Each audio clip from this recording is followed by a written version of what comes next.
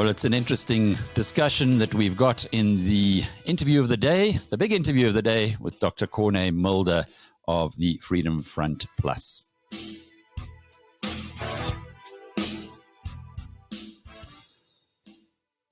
The Mulder name has been synonymous with South African politics, Corné, for generations. Your father, Corné Mulder, was a big player in the old National Party government.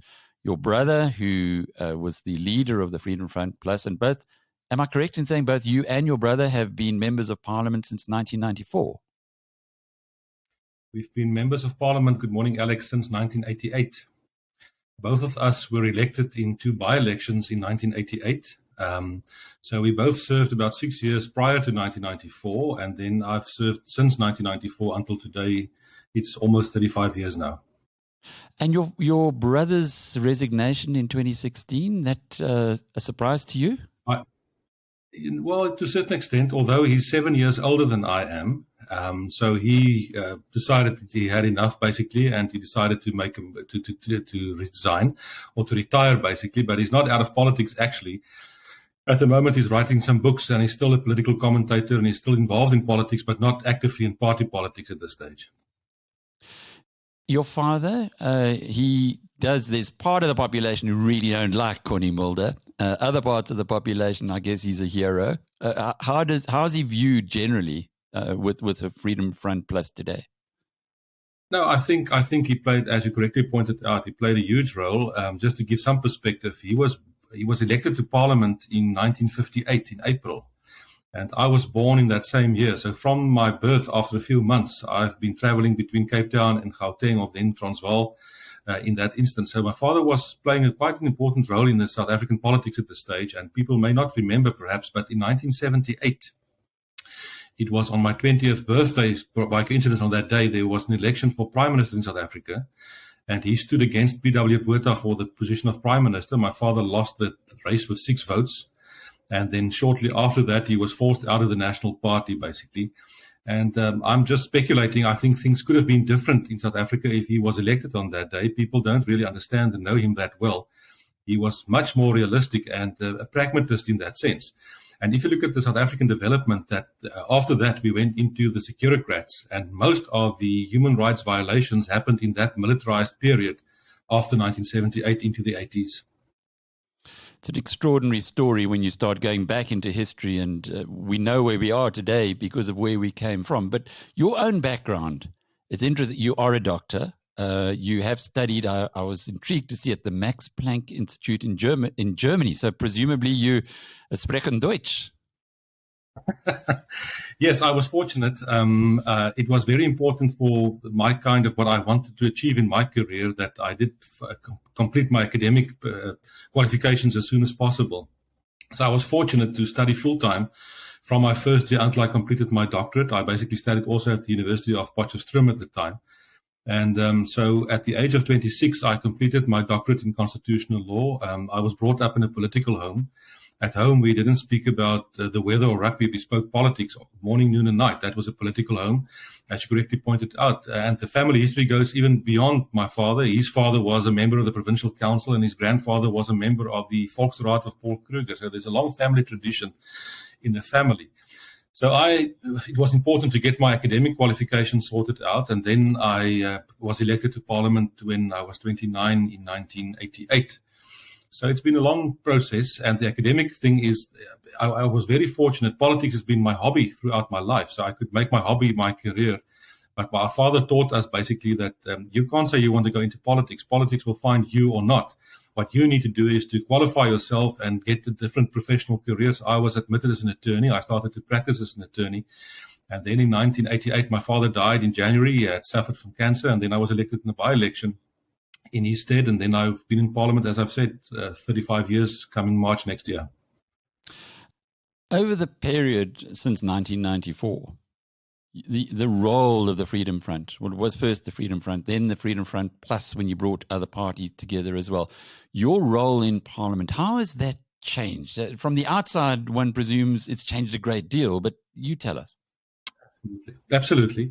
You remember when we went to Parliament in 1994, the leader was General Viljoen, and it was a fascinating period because we had to marry two cultures. We had to marry a political culture with a military culture. The general was the general, and we were young politicians, but we succeeded in marrying that culture. And at that stage, the Freedom Front Plus was then the Freedom Front, and we obviously went to Parliament as seen as an Afrikaner party, very much so, trying to create a vehicle for the expression of Afrikaner ideals at that stage. But the one thing that is absolutely basic in politics is that everything changes. So things did change, and as time progressed, we then went into the negotiation process for the current constitution. And the party repositioned itself at some stage by also changing our mission statement to say that we see South Africa is a nation of nations, and that we want to become the champion for the rights of minorities in South Africa. And there are various minorities. It's not that simple that it's only the majority versus a small minority. Within that alleged majority, there are also minorities. So, and if you look internationally, this field of minority politics is a very lively one. Sometimes people would say, well, what does democracy mean? It means one person, one vote. No, it does not. The test for true democracy is what steps do you take to protect the minorities in your country and your society? So that is a very lively topic. So the party started to expand its membership and its representation. And as you will know, we've moved into the so-called colored community. I've got some councillors from that community. I've got provincial members for the provincial parliament here in the Western Cape. And you would have noticed that we've now also, I've got our first councillor from the African community, the Black African community. So the party is expanding in that this direction, and we've played a very constructive role throughout. Our opponents would say, you know where you stand with us, and we are proud of that because we want to talk straight and that people know what they can expect. And the party's been growing since. It's also embraced Cape independence. Now, this is an interesting point because we've been following the Cape independence story for the past couple of years, and it does seem to be gathering momentum. Yet the ruling party in the Western Cape, which is the arena, is against Cape independence. Would this be part of the reasons? But would this be part of the reason why, in very recent times, and we're going to get to that in a moment, the by-election results, that you're starting to see the Freedom Front Plus expanding? It's definitely one of the reasons. It's not the only reason. I think it's a very important reason, specifically in the Western Cape. In the Western Cape has been different from the rest of South Africa throughout for various reasons, in terms of the demographics, in terms of the composition, in terms of many things. And one must also understand that the ANC has never won a popular election in the Western Cape. So the people in the Western Cape have expressed themselves throughout since 94 to not be governed by the ANC. And against their will, we've been under an ANC government in the Western Cape. I'm also the provincial leader for the party in the Western Cape. So that specific issue of Cape independence is playing a very strong role. And I can predict that in the 18 months to come to the 2024 election, it's going to increase in terms of importance. And if the Democratic Alliance in the Western Cape doesn't want to support that kind of thing, they don't. Then, well, we will see what the electorate thinks about that.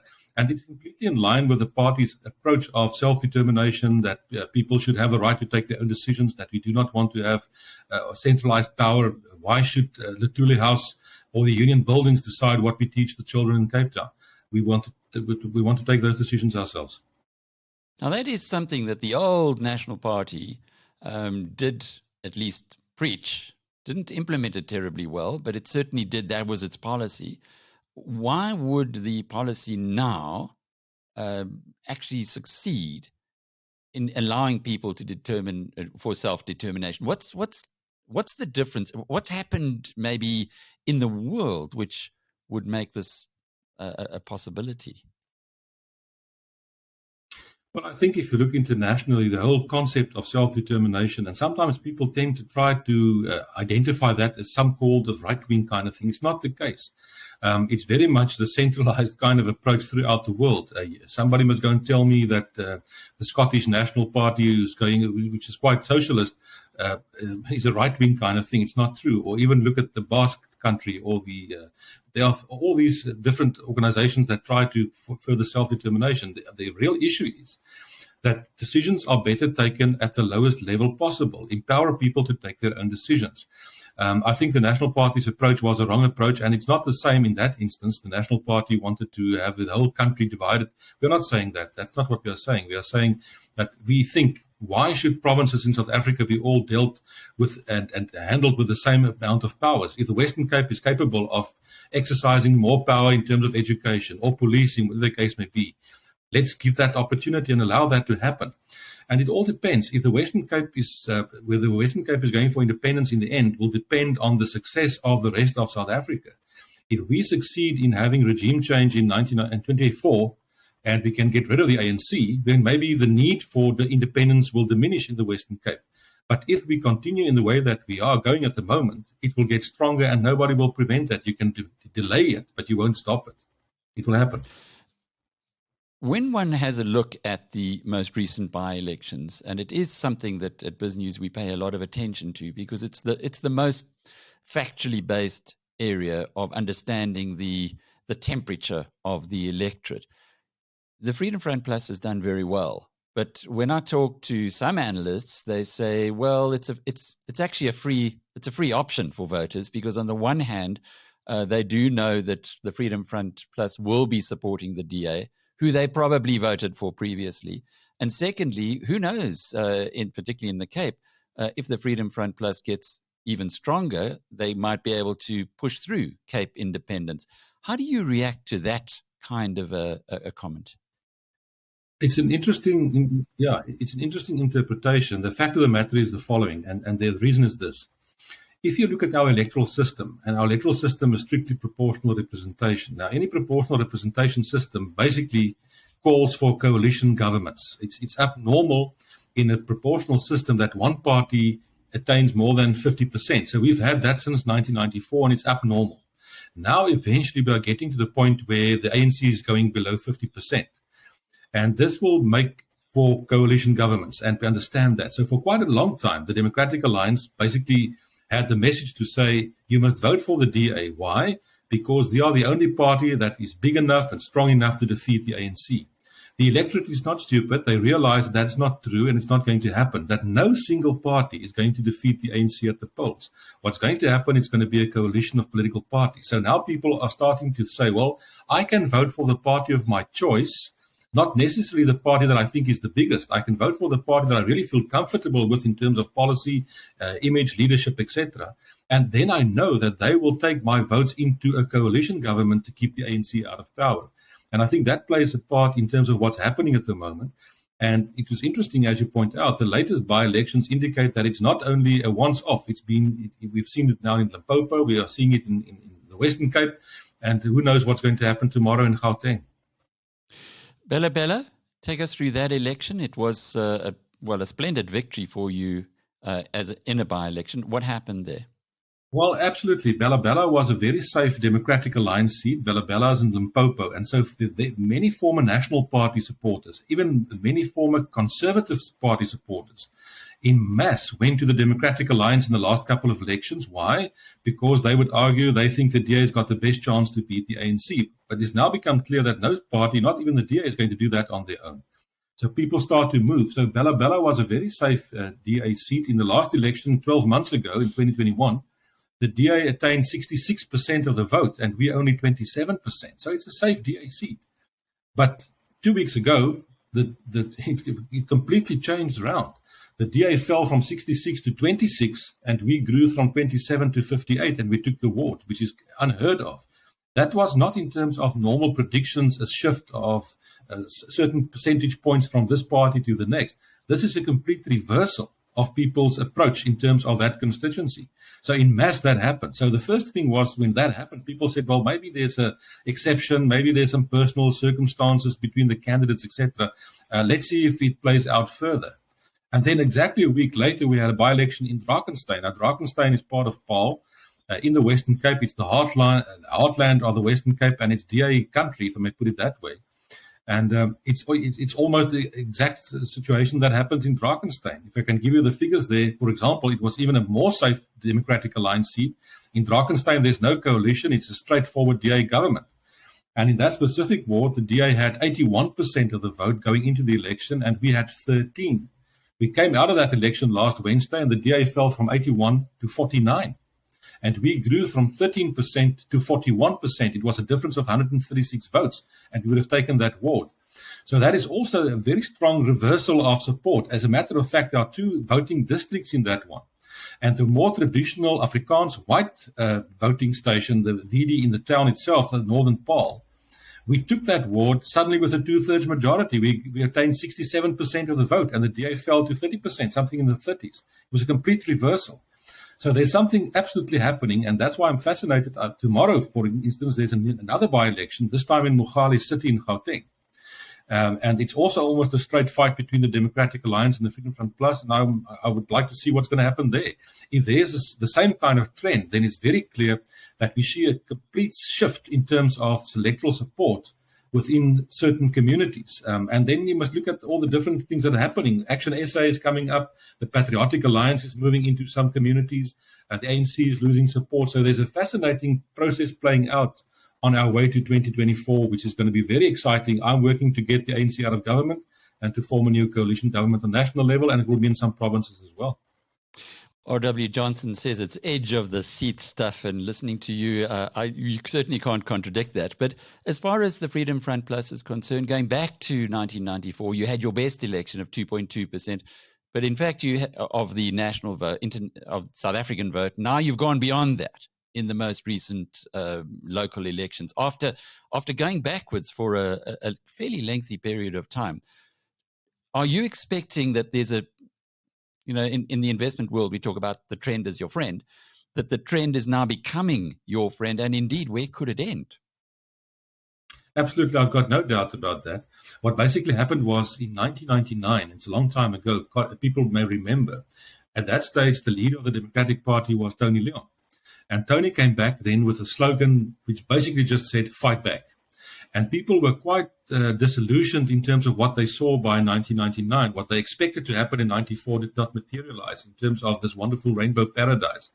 And people wanted to hit back. They wanted to fight back. And they then went in mass to support the Democratic Party at that stage. Later on, they merged with the National Party to become the Democratic Alliance. And it took us basically 20 years to change that and reverse that trend. And now the trend is the opposite. And absolutely, this trend is going to be our friend. I've got no doubt. And we are realistic about that. It's not as if we are going to defeat the ANC, no. But it's not as if the Democratic Alliance is going to do so, or the IFP. What I foresee is that there will be a coalition of parties, like-minded political parties, that can do that. And then the wonderful thing is this: people can still vote for the party of their choice, but they know that that party will bring that vote into a combined coalition kind of thing. So I think this trend is our friend at the moment, and we will see. We are basically 18 months from the next election. And the party is invigorated. We are going absolutely forward at the speed of light. And people are absolutely openly coming to the fore and supporting the party, also from other communities. Corné, when I had a look at what's been going on in the by-elections and then back to only a year ago in the local elections, November 2021, the business-friendly, which is where we come from on BizNews' side, political parties, yourselves, the DA, Action SA, ACDP, the IFP, Patriotic Alliance, could at this point in time probably bank 47% from our analysis. Where are you putting it, and how realistic is it that those business-friendly parties, i.e. not ANC and EFF, could become the coalition governing bloc after the 2024 election? Absolutely. As I've said, I'm working on that day and night. That is my responsibility. I've got a different role that I also play as chairperson of the technical committee that deals with these coalitions. And my appeal is to the leaders of the parties that you've mentioned, the business-friendly parties. We cannot afford for the ANC to remain in power for a further 5 years after 2024. Then you can just imagine where this country will go. So there's a huge burden or expectation of the parties that you've mentioned. And it's difficult because at the moment we are having some challenges in the metros where we govern in coalition governments. And the problem is my appeal would be that those parties not only focus on the election in 2024, but they should also look at what needs to be done in terms of service delivery, because that is what the electorate expects of us on local level in those metros. But I've got no doubt the challenge is this, and let me just explain what I mean. I foresee in the run-up to the 2024 election something which I would call, we can still talk about the name. I want to see a new UDF. A new UDF in this time. Let's call it, for argument's sake, the Rainbow Coalition. That coalition should not be a political party. It should be a broad church movement for change, regime change in 2024 to turn this country around. Let's call it the Rainbow Coalition. It should exist and composed of academics, business community, trade unions, civil organizations, civil society, academics, people from the cloth, as well as certain political parties, those that you've mentioned. And it should be a broad thing that moves and sweeps across the country to say, in 2024, we get rid of the ANC and the EFF and get them out of power in this country. Everybody gets involved. If we can do that and we can harness the necessary enthusiasm for that, despite the polls that may indicate 47 at this stage, we will sweep and we will clean South Africa up. That is what we are working towards, and I think it's absolutely essential that we do that. And that would mean all hands on deck. Everybody gets involved. There's no alternative. There's no other opportunity. And if you then go to the polls in 2024, I foresee that broad new church, UDF organization thing will have its own, for example, its own logo. And then I hope to see that political parties will have their emblem, but on that poster will also be the emblem of the Rainbow Coalition, so that people can say, I can still vote for the Freedom Front Plus, I can still vote for the Democratic Alliance or Action SA or the IFP, knowing that they will go into a coalition after the election. The actual coalition, we will only form that evening when we have the final election results, and we can see what the permutations are, but I'm positive that it can be done, but then we need everybody to be on board and to believe it's possible, and I do believe it's possible. You guys have always stuck with South Africa. Your party members are here to stay. You've given that message, and from what you've said now, it's clear that you still have a fair degree of hope about the country. So, what do you say? What do you say to the young Afrikaner boy who can't get a job, even though he's well qualified at university, and he's now saying, "No, I'm going off to England"? No, I'm appealing to them to get involved, to become active also in this political journey for the next 18 months. If we can get rid of the ANC, we can turn this country around. And if I say get rid of them, I mean get them out of government. That's what we need to do. It can be done. If you say we've stuck with South Africa throughout and we've put our money there as a party and as support base, I'm not going to allow anyone to push me out of Africa. And the point I want to make is this. Every family's got their own history. In my specific instance, my family came here in 1685. After more than 300 years, Africa has become part of who I am. It's nice to go abroad, walk around, enjoy it, fantastic. Come back, get off the plane, take a deep breath. I'm home. I'm back in Africa. Africa is part of who we are now. And we want to make a difference in the best interest, not only of ourselves, but of all the people in South Africa. Quite clearly, the policies of the ANC failed throughout. I am not aware of a single thing in South Africa that the ANC touched that don't need a so-called turnaround strategy. They don't have the right policies. They don't know where they are going. And international best practices out there. We can turn this country around tomorrow if you've got the right people elected with the right policies. So I'm absolutely positive about this. I really think we are part of Africa, and Africa, anything is possible. We don't have to go down the road all the way. And then all those thousands of young people who have left South Africa, I can promise you they will come back tomorrow if we can turn this country around. And we can do that. Let's make the country deserving of bringing back the talent and the skills that have left. Dr Corné Mulder is the head of the Freedom Front Plus in the Western Cape. And I'm Alec Hogg from BizNews.com.